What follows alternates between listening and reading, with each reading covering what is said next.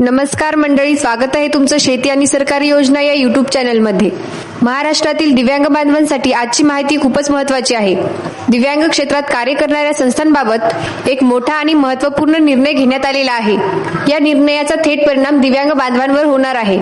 आज आपण या निर्णयामागील कारण, त्याचा उद्देश आणि त्याचा फायदा कोणाला होणार आहे हे सविस्तर समजून घेणार आहोत. त्यामुळे व्हिडिओ शेवटपर्यंत नक्की पहा. व्हिडिओ सुरू करण्यापूर्वी एक छोटीशी विनंती आहे. तुम्ही जर या चॅनेलवर पहिल्यांदाच आला असाल तर चॅनेलला नक्की सबस्क्राईब करा, जेणेकरून तुम्हाला संपूर्ण अपडेट्स वेळेवर मिळतील. चला तर मंडळी, व्हिडिओला सुरुवात करूया. मित्रांनो, आता सर्वात महत्त्वाचा मुद्दा समजून घेऊया. राज्यात दिव्यांगांसाठी काम करणाऱ्या साधारण 900 संस्थांची मान्यता रद्द करण्यात आलेली आहे.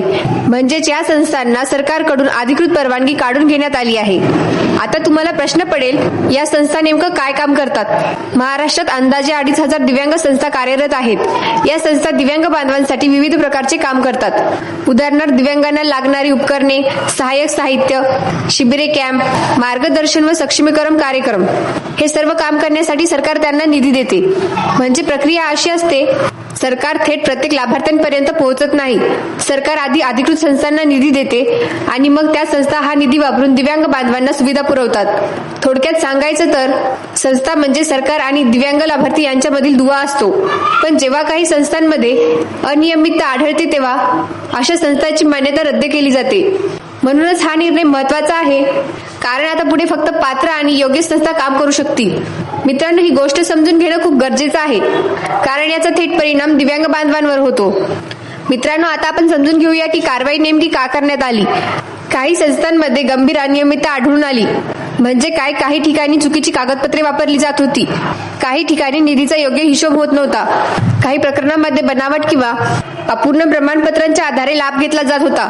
आता कल्पना करा, सरकारने दिव्यांग बांधवांसाठी दिलेला निधी जर योग्य लोकांपर्यंत न पोहोचता चुकीच्या मार्गाने वापरला गेला तर खऱ्या लाभार्थ्यांना त्याचा फायदा कसा होणार? काही प्रकरणांमध्ये चुकीच्या ओळखपत्रांच्या आधारे संस्थांची जोडले गेल्याचे दाखवले गेले. त्यामुळे शासनाकडून मिळणारा पैसा खऱ्या दिव्यांगांऐवजी इतरत्र वळवला जात होता. याचा थेट परिणाम असा झाला की ज्यांना खरंच मदतीची गरज होती ते मात्र सुविधांपासून वंचित राहिले. जेव्हा या गोष्टी प्रशासनाच्या निदर्शनास आल्या तेव्हा संबंधित विभागाने गंभीर दखल घेतली आणि म्हणूनच सखोल तपासणी करून 900 संस्थांची मान्यता रद्द करण्यात आली.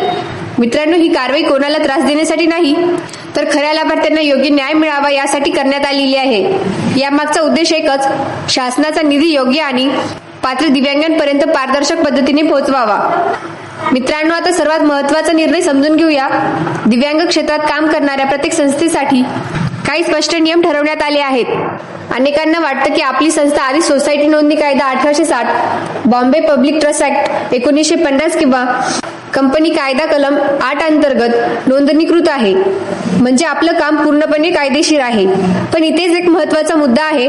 जर तुमची संस्था दिव्यांगांसाठी काम करत असेल तर फक्त एवढी नोंदणी पुरेशी नाही. दिव्यांग व्यक्ती हक्क अधिनियम 2016च्या कलम 50 अंतर्गत स्वतंत्र नोंदणी करणे बंधनकारक आहे. म्हणजे काय, तुम्ही संस्था चालवत असाल, दिव्यांगांसाठी शिबिरे घेत असाल, साहित्य किंवा उपकरणे वाटत असाल, शासनाचा निधी घेत असाल तर तुम्हाला या विशेष अधिनियमाखाली अधिकृत नोंदणी करावीच लागेल. ही नोंदणी म्हणजे दिव्यांग क्षेत्रात काम करण्याची अधिकृत परवानगी समजा. जर ही नोंदणी केली नाही तर संस्थेला त्या क्षेत्रात काम करण्याचा अधिकार राहणार नाही. म्हणूनच मित्रांनो, फक्त संस्था सुरू करणे पुरेसे नाही, तर संबंधित कायद्यानुसार योग्य नोंदणी करणे अत्यंत आवश्यक आहे. ही अट स्पष्ट करण्यात आली आहे, जेणेकरून दिव्यांग क्षेत्रात पारदर्शक आणि नियमबद्ध कामकाज होईल. मित्रांनो, आता सर्वात महत्त्वाचा मुद्दा, अंतिम तारीख. दिव्यांग क्षेत्रात सध्या काम करणाऱ्या किंवा भविष्यात काम करू इच्छिणाऱ्या सर्व संस्थांनी दिव्यांग कल्याण आयुक्तांकडे अधिकृत नोंदणी करणे आवश्यक आहे.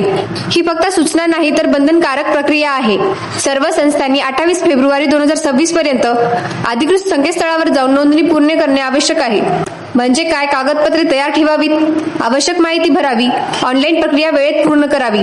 ही अंतिम तारीख लक्षात ठेवणे अत्यंत गरजेचे आहे.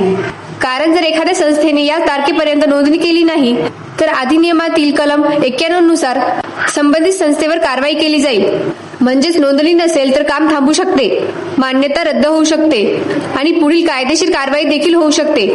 म्हणून मित्रांनो, जे कोणी संस्था चालवत आहेत किंवा दिव्यांग क्षेत्रात काम करण्याचा विचार करत आहेत त्यांनी ही अंतिम तारीख लक्षात ठेवणे अत्यंत महत्त्वाचे आहे. वेळेत नोंदणी करा आणि नियमानुसार काम सुरू ठेवा. हाच या निर्णयाचा स्पष्ट संदेश आहे.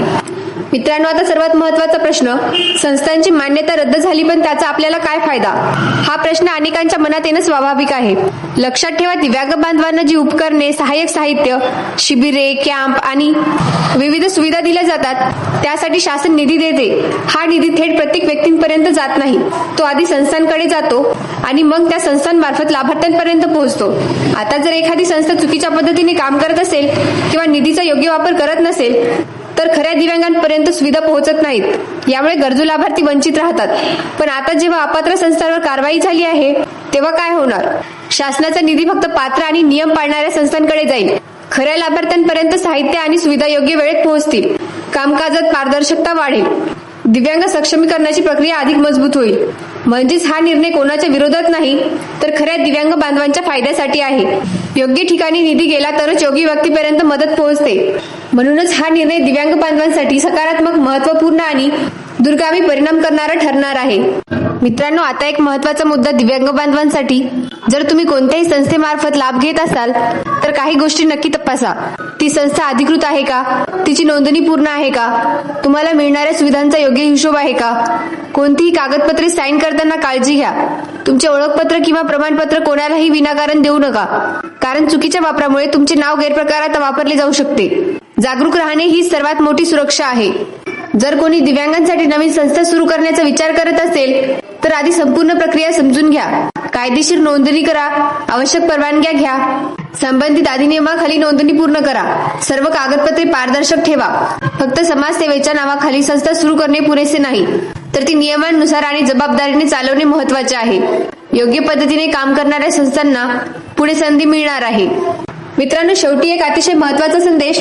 जर तुम्ही एखाद्या दिव्यांग संस्थेशी जोडलेले असाल, सभासद म्हणून, स्वयंसेवक म्हणून किंवा लाभार्थी म्हणून, तर त्या संस्थेची नोंदणी आणि मान्यता व्यवस्थित आहे का हे नक्की तपासा.